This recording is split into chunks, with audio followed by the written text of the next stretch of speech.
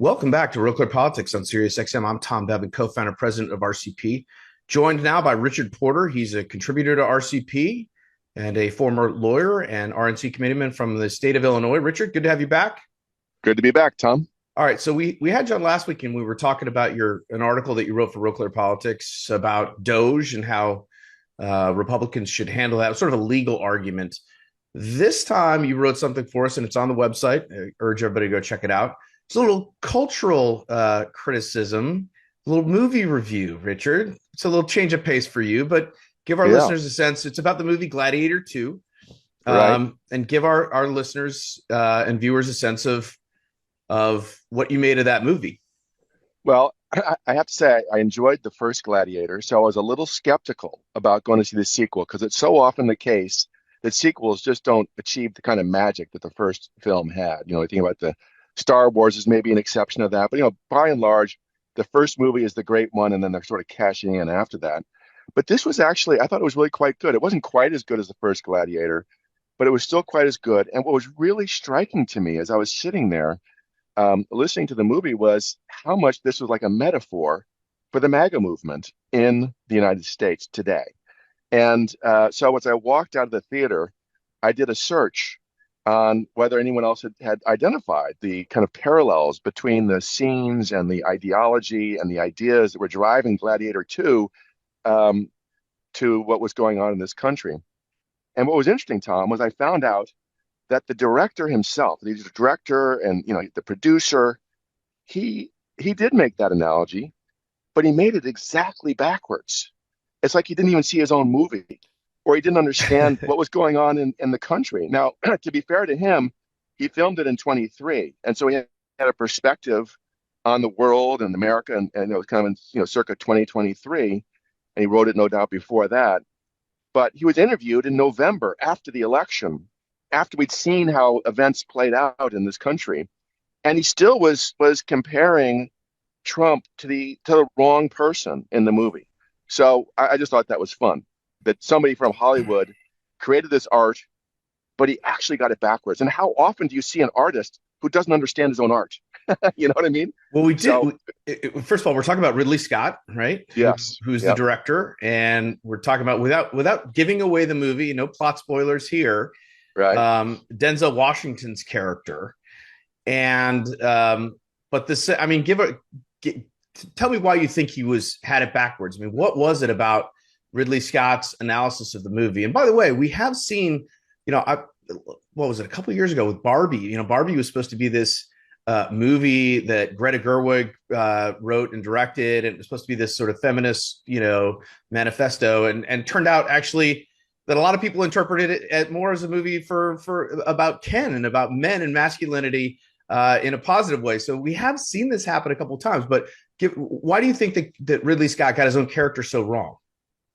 Well, I mean, if you focus on the character and his personality, I mean, what the Denzel Washington, by the way, he was brilliant in this film.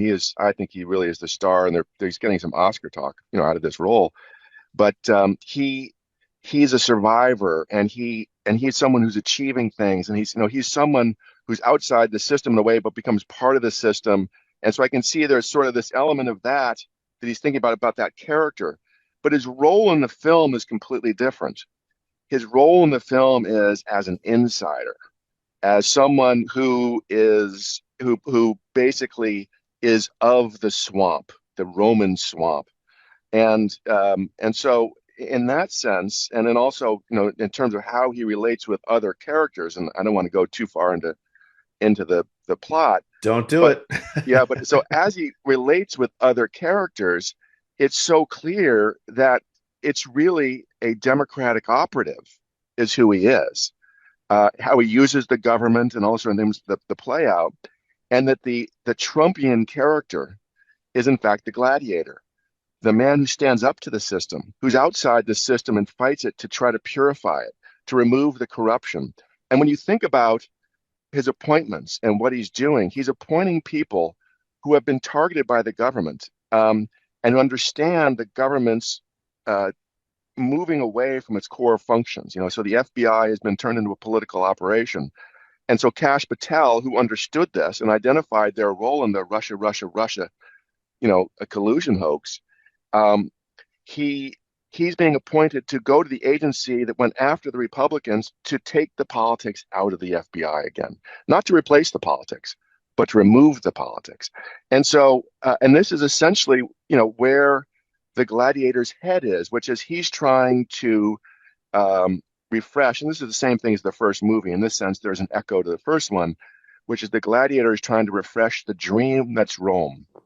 And of course, what the Trump movement is about is refreshing the dream that's America and making America great. And so the whole movement and the role that Trump plays within the movement is of someone who's trying to clean up something that's become corrupt and make it better again. And so to me, that was just so obvious. And it's just interesting that Ridley Scott sort of lost it in the details of what he was doing.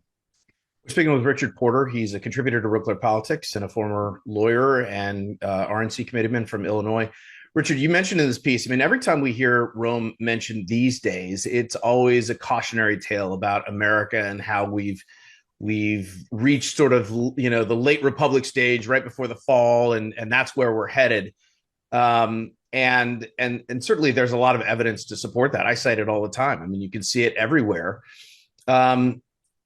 Is that part of the narrative also? And as you mentioned, I'm just thinking of a piece that we ran on Real Clear Politics earlier this week from the American Mind. Adam Elwinger wrote about these sort of, Democrats want to move the country. They believe that, moving the country forward and progress is the change that they want and that they seek, and that Republicans are seeking, as you just kind of mentioned, right? They're seeking change, but to sort of, turn the clock back to a better time in America where things were, back to sort of traditional values or core values, first principles, however you want to put it.